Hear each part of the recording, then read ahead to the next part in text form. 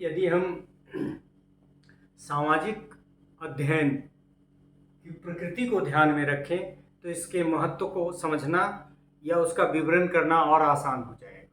इसमें हम सोसाइटी को पढ़ते हैं, सोशल रिलेशनशिप्स को पढ़ते हैं, कस्टम्स को पढ़ते हैं, रिलीजन को पढ़ते हैं, ट्रेडिशंस को पढ़ते हैं और उसका क्या इम्पोर्टेंस है। कोई जितने भी संस्कार हैं, जितनी भी सामाजिक संस्थाएं हैं, उन संस्थाओं की क्या भूमिका है, व्यक्ति समाज में कैसे महत्वपूर्ण होता है, इन सारे तथ्यों से ही हमारा सामाजिक अध्ययन बना है। और इन सारे तथ्यों को यदि हम ध्यान में रखें तो सामाजिक अध्ययन का एक विद्यालय विषय के रूप में महत्व हम बखूबी लिख सकेंगे, जान सकेंगे, वर्णन कर सकेंगे। So science, social science as a school subject helps in many ways as it is a branch of study that deals with human beings, the behavior, growth and development, relationship, resource. तो ये तो man के बारे में, in context of society, it provides enough knowledge and helps us to understand the man-society relationship and social issues, social problems and like that. It makes aware about family. ये हमको परिवार, school, work place, government, judiciary, recreation clubs etcetera and teachers the behaviour pattern. मतलब जितने भी social systems हैं उनकी क्या भूमिका है, कानून से लेकर कानून न पालन करने की सजा तक के बारे में हमको इससे जानकारी मिलती है। Social studies as is incorporated in the school curriculum through a combination of subjects like history, geography, cultural studies, economics, political science, sociology, psychology, anthropology, etc. हालांकि स्कूल सब्जेक्ट में साइकोलॉजी को हटा सकते हैं, लेकिन +2 लेवल को यदि हम मानते हैं तो वो भी ऐड हो ही गया है। तो सोशल साइंस के जो विषय हैं उन विषयों के बारे में जो हमारी सामान्य जानकारी उनकी मदद से भी हम सोशल स्टडीज के महत्व को समझ सकते हैं, लिख सकते हैं, चित्रित कर सकते हैं। Now more specific, social studies as a subject in the school curriculum is important as it provides citizenship learning.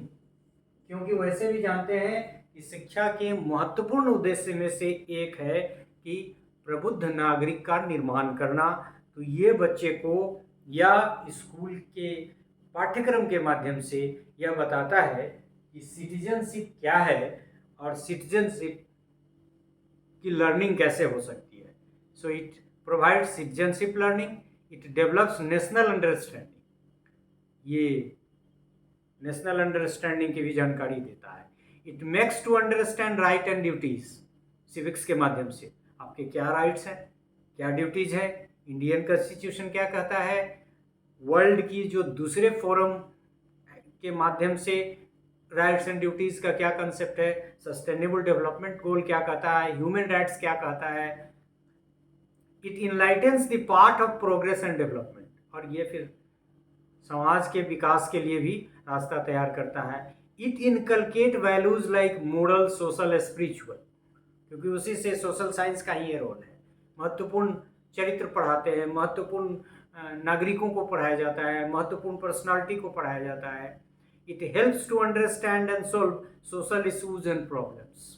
इसीलिए political issues, social issues, cultural issues, ये सब इशूज के सॉल्यूशन में इसका ज्ञान आपको हेल्प करता है। It develops imagination and critical thinking among learners.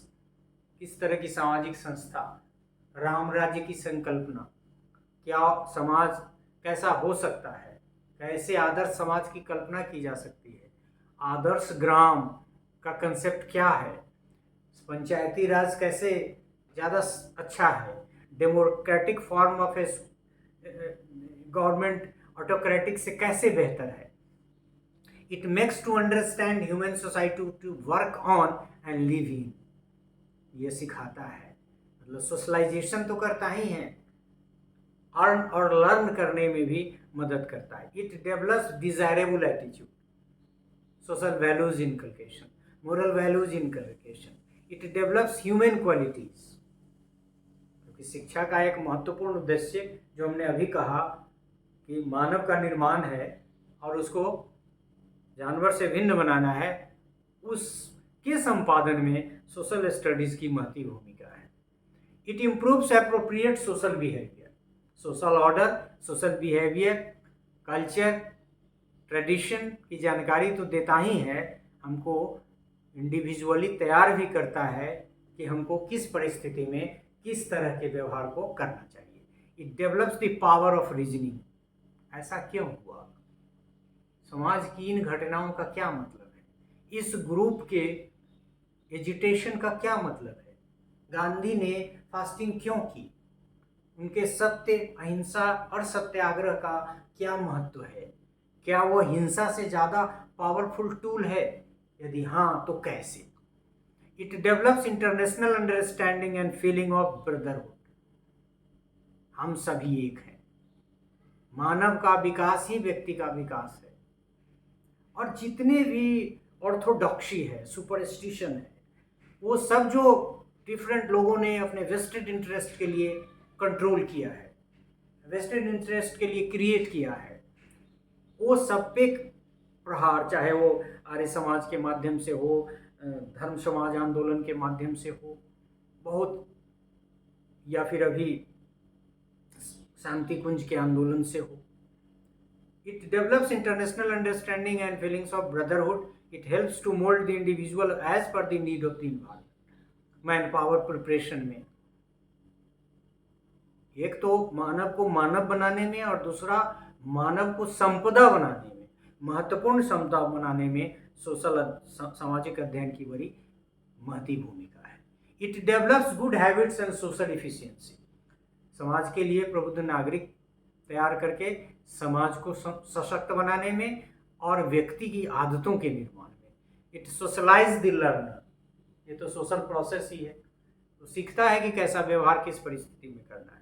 It makes aware and teaches about economic affair, क्योंकि हमने कहा कि विभिन्न विषयों के माध्यम से भी इसके महत्व को और इसके महत्व का वर्णन किया जा सकता है, तो वहाँ भी हम जा सकते हैं। So it helps to know and understand environment, climate, land and related resources. हमने शुरू में कहा कि इन्वायरमेंट साइंस का जो कंटेंट है वो क्या होगा, और फिर बताया कि यदि छोटे बच्चे को यदि फिजिक्स पढ़ना है तो उसमें क्या होगा, फिजिक्स